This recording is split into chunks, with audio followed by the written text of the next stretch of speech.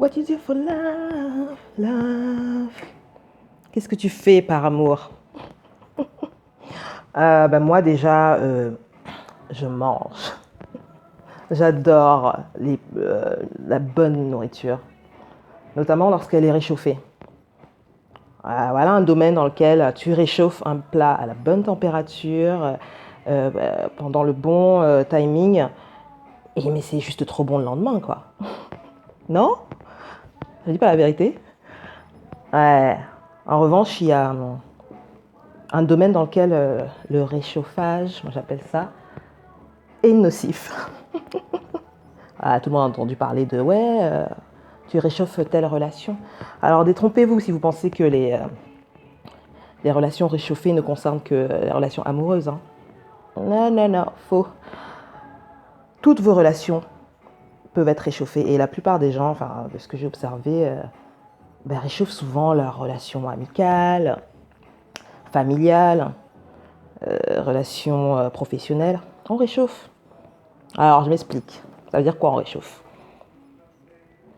Exemple, t'es un mec, t'as pas mal d'amis soi-disant, et tu es le mec qui invite toujours tes potes en soirée. Tu leur proposes de sortir, mais c'est toi qui payes. Alors les premières fois c'est sympa et tout, t'es même fier, c'est toi qui gères les gens, c'est génial. Mais au bout d'un moment ça te fatigue quoi. D'accord? Et tu te rends compte que ces potes là en fait ils sont autour de toi juste pour profiter de toi. Du fait que tu alignes les bouteilles, que tu ameutes les nanas et comme ça ils peuvent faire leur marché. Hein? À combien c'est déjà arrivé cette histoire là? Vous pouvez mettre une fille, vous pouvez faire la même configuration pour une nana. Hein? Tu vas mettre les nanas, tu payes les bouteilles et tu leur fais passer un bon moment quand ils s'ennuient, quoi. Génial. Jusqu'au jour où ça t'emmerde, sérieusement. Et au lieu de le dire à ces personnes-là qui profitent de toi, en fait, de ta gentillesse, tu te plains à gauche, à droite, ouais. Et après, tu essaies même de te convaincre, c'est ça le pire dans l'histoire, c'est que tu essaies de te convaincre que non, tu es le vrai gars, le gars qui gère, tu mets en avant ton ego, attends, moi je suis le gars que tout le monde aime et tout. Ouais, c'est ça, ouais. Et le jour où tu as des problèmes, tu as des vrais soucis, le jour où tes soi-disant amis ont l'occasion de prouver leur amitié, tu les cherches avec la loupe. Non, avec un microscope même. Personne n'est là. C'est fou, hein? Et vous verrez que ces gens-là, en général, ils reviennent quand eux, ils ont un souci, quand ils s'ennuient, quand ils ont envie de sortir, ils savent que, tiens, Stéphane, c'est le bon gars, quoi. Et là, vous les reprenez dans votre cercle, vous appliquez exactement le même schéma, c'est-à-dire les inviter, leur faire profiter, enfin de tout, quoi. Tout ce que vous avez, toutes les énergies que vous avez en vous, que vous voulez par gentillesse diffuser, vous leur donnez. Ok. Autre exemple. Si ça, c'est pas la bêtise, ça. Je sais pas, hein, faut m'expliquer. Parce que pendant ce temps, eux, ils avancent. Et vous reculez. Parce que tout votre argent, vous mettez ça dans les sorties pour mettre les gens bien, quoi. Autre exemple. Vous êtes une nana, vous vous projetez avec un garçon bien, ou l'inverse, hein, vous êtes un mec, vous vous projetez avec une fille bien.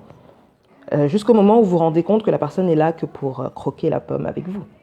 Ce qui n'est pas négligeable. Hein, mais vous attendez plus.